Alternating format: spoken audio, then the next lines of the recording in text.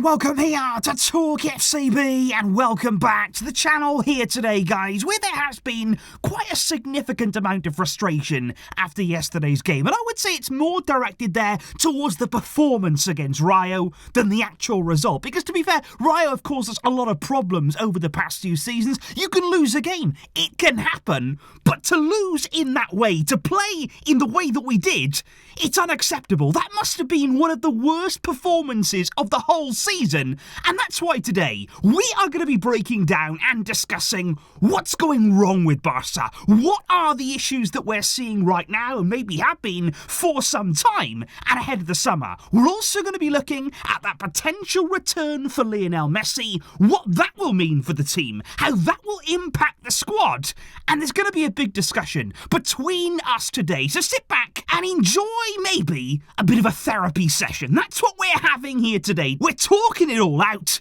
so come on, and let's get to it. Because right from the word go, guys, one of the things that I have to make absolutely clear, this for me is not one big overreaction from Barca fans. This is not just about one game, one defeat against Rayo. This is frustration and genuine concern that's been building now for week upon week at Barca. Because if I asked you right here, right now, straight off the top of your head, when was the last time Barca had a top performance? When was the last time that we put in a display that wasn't just, oh, that's a good result, that was a decent win, that was better than I was expecting? I'm asking you now, you tell me, when did you last think, wow, watching this team? And when did you see us provide a top quality statement performance that was up there with the very best teams in the world?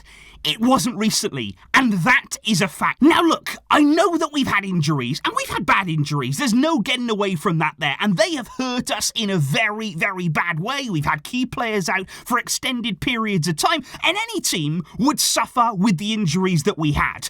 But I think to blame, or solely blame injuries, that would be naive from everybody. And I think actually, if we were to say, oh, but it was only the injuries that's caused us to dip our quality, that actually wouldn't help us at all. That wouldn't help us improve ahead of next season. Which is why we have to look deeper. Because let me here give you an example. Let's talk about Xavi. Now, he's a player that last night came under a lot of criticism after his performance. Now, obviously, he wasn't the only player that had a bad game, but one thing that I would say straight away about Xavi, that personally, I feel he suits much more right now playing in that half space, out to the left-hand side, a bit more advanced than he does playing in the trio in midfield, playing there as an interior. Now, I'm not saying that he can't learn to play as an interior. He's still very, very young, and he may learn to be more comfortable in that area, but right now, as a 3 in midfield, he doesn't seem to be so effective. Now, the other thing that I would say about Xavi is that he's 18 years old. Now, in my mind, there is absolutely no way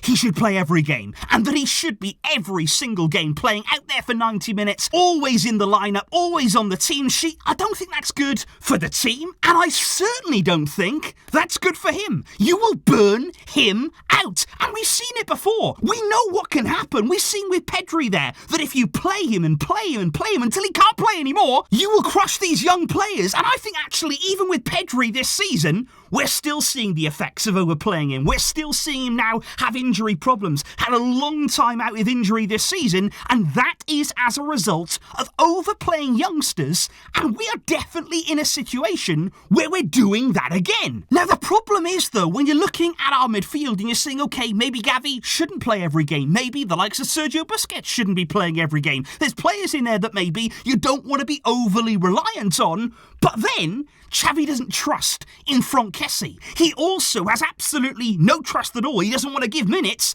to Pablo Torre. Now, in the same way that I also feel Xavi still doesn't trust Frenkie de Jong as a single pivot. It's the same reason why he continues to see Busquets as a very, very key player. And I don't think Xavi right now can look at his midfield and not have Busquets in there. He doesn't feel confident in the other players there to step in and provide the same impact that Busquets Busquets does. So what we have already developing here at the very heart of our team is a dependence on a very select group of players. And that's the theme that we have not only in midfield, but right the way through the team. Xavi has players there that he counts on, that he has full trust in and will play and play and play.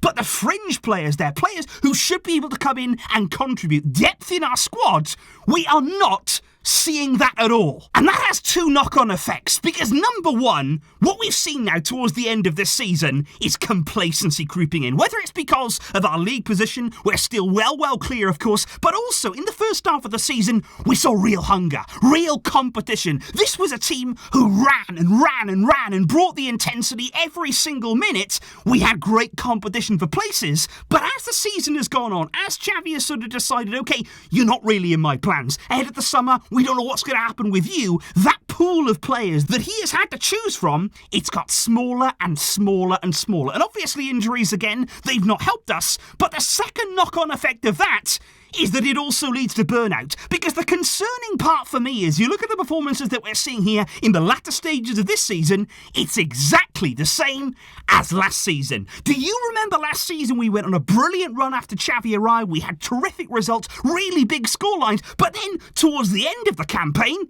it all just dried up. We absolutely lost our intensity. There was no determination there, and it was almost as though the players thought, okay, my season is over. And we're seeing exactly the same thing this time around. So, what needs to happen? What needs to be done this summer to address that imbalance? Well, we've got to add more depth. We are absolutely aware of that. And not only just bringing in players there to add numbers, quality. We need to add quality. Whether it's players there who are going to be bit part players, who maybe won't play every single game, they still need to be of the quality to play at Barça, so you don't need to run players into the ground. You don't need to play players every single game, regardless of their performance. And also, by the way, this is more important than anything, the players who come in, Xavi's got to trust in them. Xavi has to bring players in who he sees in his plans. Because don't forget, guys, that Kessie, Pablo Torre, Ferran Torres, these are all players who were signed under Xavi's leadership. He was the coach when these players were brought in, and yet they don't seem part of his plans, even players that have arrived under him. So it's very important this summer that we have good communication from coach and board there. We need to be on the same page, and we need to have players, quality players, who come in and be part of Xavi's plan. Which brings me on to Lionel Messi, because we know Xavi wants him. He absolutely does, really desperately wants Messi in his team, and we also know that he has a clear plan for how he's going to use Messi. Now let me make this absolutely clear. There are so many things that Messi would solve about this team, about our problems right now. One of the biggest struggles that we've had this season is what? Scoring goals. Not only scoring goals, but also creating chances to score goals. And in the rare times that we have actually created chances, we've actually missed them. So what Messi already would do, single-handedly, is help with both of those. He is somebody who can convert opportunities, and he's somebody who can create opportunities. Xavi is very much aware of that, and Messi, of course, he's going to help in that area. But, and this is so important, Messi will not solve everything. And I don't think it would be fair to expect him to. This is a player that next season will be 36 years old.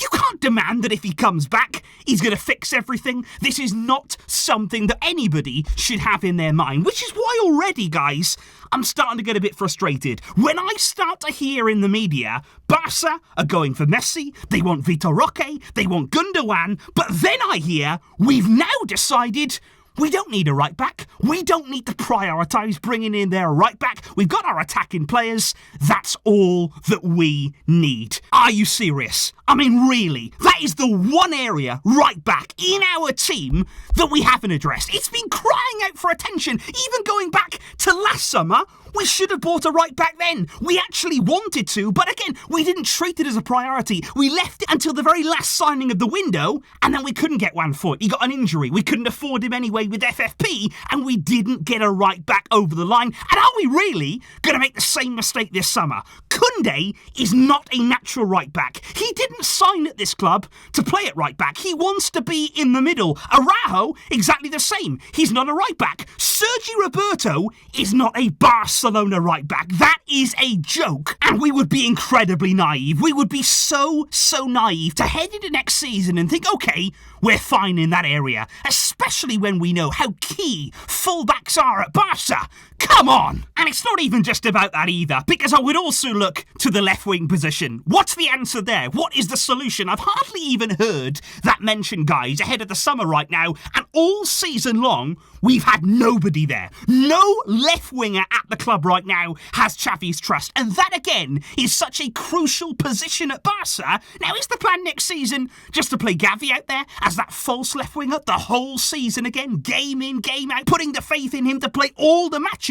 Is Abde the plan, coming back there from loan? But already I'm not really feeling the confidence of Barca in Abde as of yet. So what is the plan? And I think there's so many of these big decisions that need to happen this summer, because make no mistake, Messi's return, it's something incredibly special. It's something that I truly believe is going to happen, and he is going to help us in terms of our attacking play. He can elevate the level of this team. He really can.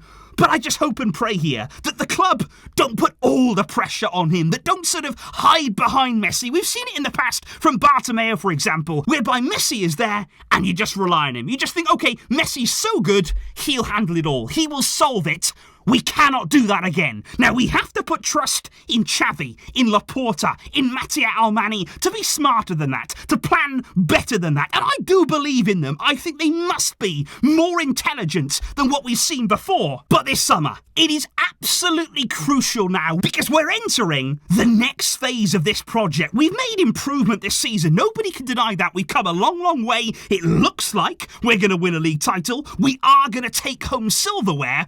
But this summer, we are all going to be asking the question, can Barca make the final step? Can they make that elevated step to the very top level? Can we go from domestic champions to European champions? Because those are the aspirations that a club like Barca, it must have. So that there, guys, is indeed a breakdown and some conversation today on just a few things that honestly within me that's been building. This is frustration, and not just really frustration, but I would say concern, because we're all in the same boat here. We want Barca to get it right. We want to see the right decisions made to take this club forward, as we have been doing. We can't make any mistake. The club have been moving forward. We have been making the right steps and making that improvement.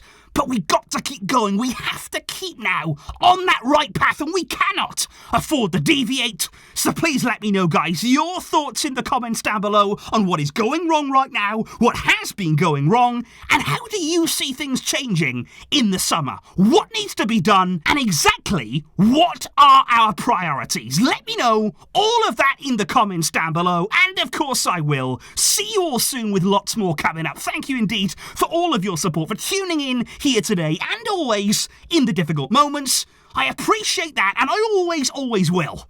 But until next time, guys, as always, Visca El Barça!